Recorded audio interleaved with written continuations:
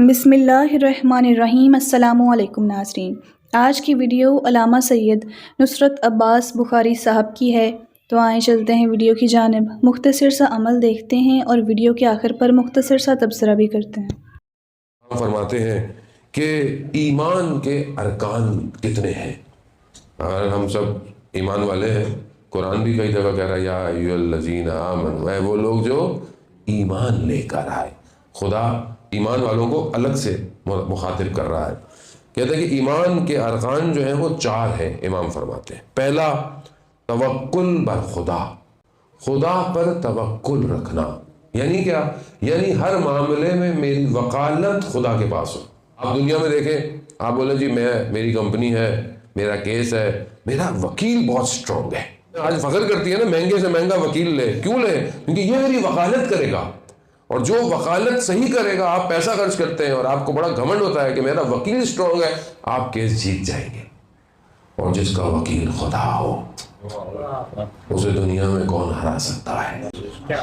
توکل خدا کے صرف۔ ہاں، اب اسباب جو دنیا کے ہیں، آپ اس پہ اپنا کام کریں، محنت کریں، پڑھائی کریں، ایجوکیشن حاصل کریں، آپ جو کام کرتے ہیں، بزنس کرتے ہیں، جاب کرتے ہیں، آپ محنت کریں، لیکن اس کے بعد آپ کی ڈپینڈنسی صرف اور صرف خدا کے اوپر ہو۔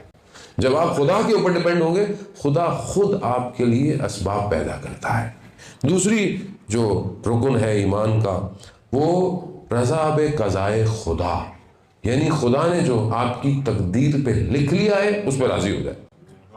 خود ایک اور حدیث ہے امام کی، امام فرماتے ہیں کہ پروردگار یہ کہتا ہے کہ اگر تم میرے کم دیے ہوئے پر راضی ہو جاؤ تو میں تمہارے کم عمل کو قبول کر لوں گا، راضی ہوں۔ انسان کی زندگی میں شارٹ کمنگز ہیں، مشکلات ہیں، لیکن جب خدا کو پکارے تو پہلے اسے جو دیا ہوا اس کا شکر کریں۔ یعنی یہ آپ اللہ تو نے دیا مجھے، یہ دیا تو نے، یہ دیا مجھے، یہ اتنا دیا، پروردگار تھوڑا سا ہی تو رہ گیا ہے۔ ناظرین محترم، ویڈیو کا دوسرا حصہ دیکھنے سے پہلے ایک مختصر سا عمل میں آپ کی خدمت میں پیش کرنا چاہوں گی۔ اگر آپ کو کسی کام میں بار بار ناکامی کا سامنا ہو رہا ہے اور جائز مقصد پورا نہ ہو رہا ہو، تمام کوششوں کے باوجود ناکامی کا سامنا ہو، تو 11 مرتبہ سورۃ رحمان کی تلاوت کرنے سے مقصد میں کامیابی حاصل ہوتی ہے۔ امید ہے کہ مومنین اس عمل کو ایک بار اپنی زندگی میں ضرور آزمائیں گے۔ تو چلتے ہیں ویڈیو کے دوسرے حصے کی جانب۔ یہ بھی دے دے، اتنا کچھ دیا ہے، تیرے خزانوں میں کہاں کسی چیز کی کمی ہے پروردگار۔ خوب یہ طریقہ آپ دیکھیں نا، بعض بچے بڑے سمارٹ ہوتے ہیں، پہلے آگے پیچھے گھومیں گے، یوں کریں گے، یہ کام وہ کام، آپ کو پتہ چل جاتا ہے کہ آج کوئی ڈیمانڈ آنے والی ہے، تو کوئی نہ کوئی چیز جو ہے، وہ بچہ بھی جانتا ہے کتنا اسمارٹ ہے۔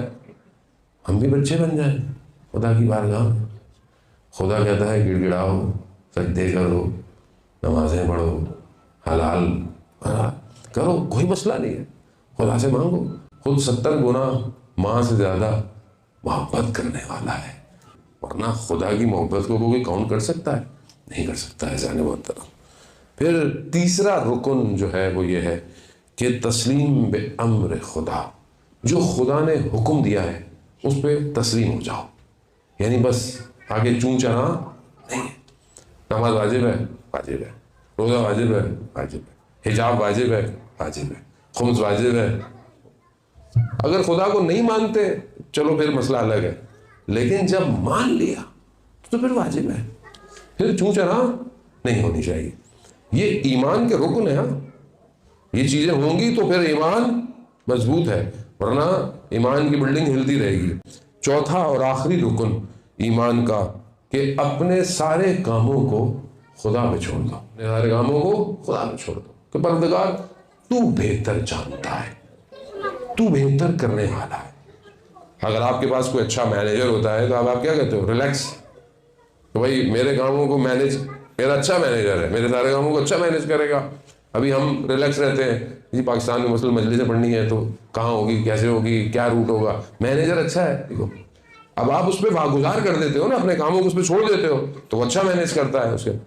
اب اگر آپ اپنے کاموں کو خدا پر چھوڑ دو تو خدا نہ صرف دنیا بلکہ آخرت کے سارے کاموں کو آپ کے لیے بہترین ہے۔ ایسا نہیں ہوتا، استاد پناہیان کہتے ہیں کہ بچہ جب آئس کریم مانگتا ہے تو آپ دیکھتے ہیں اگر اس کے لیے فائدہ مند نہیں ہے آپ اس کو کیا کہتے ہو؟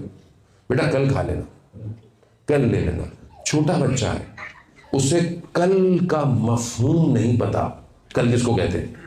وہ اس لیے بچہ ضد کرتا ہے کیونکہ ہم بچے کی سائیکولوجی سمجھتے نہیں ہیں۔ ہم کہتے ہیں، وہ کہتا ہے وہ ضد کر رہا ہوتا ہے، کہتے نہیں مجھے بھی چاہیے، مجھے بھی، اس کے لیے پتہ ہی نہیں کہ کل ہے بھی کہ نہیں ہے۔ لیکن جیسے وہ بڑا ہوتا ہے تو اس کو پتہ چل جاتا ہے کل کیا ہے۔ آپ بھی سمجھدار ہو جاتے ہو، آپ کیا کہتے ہو؟ بیٹا اگلے مہینے۔ تو وہ اس کو ابھی اگلا مہینہ سمجھ میں نہیں آتا، اگلا مہینہ کون سا ہوتا ہے، وہ کہتا ہے کل چاہیے تو سمجھ۔ پھر اسی طرح بچہ بڑا ہوتا جاتا ہے، مہینے سے سال۔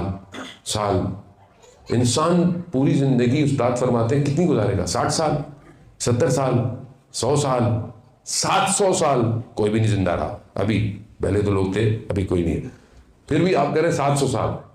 خدا کہہ رہا ہے کہ میں تمہیں اس دنیا کے بعد بہت کچھ دوں گا، لیکن میں اس بچے کی طرح جو آئس کریم مانگتا ہے، میں کیا کہتا ہوں؟ مجھے بھی چاہیے، مجھے نہیں پتا، مجھے کیا پتا کل ملے گا کہ نہیں ملے گا، مجھے جنت ملے گی کہ نہیں ملے گی، مجھے کیا پتا پروردگار وہاں نہریں ہیں نہیں ہے، مجھے تو بھی چاہیے سب کچھ۔ ہم کہتے ہیں مولانا صاحب اوریں کیسی ہوں گی؟ اوریں بھائی وہ سب ادھر ملے گا، ادھر ہمیں کیا پتا کیسے ہوگا، لیکن ہمیں بس جلدی ہے، ہمیں سب کچھ یہی چاہیے۔ عزیزان محترم، 100 سال، 70 سال، 700 سال، 700 ایئرس مائنس کتنے سال؟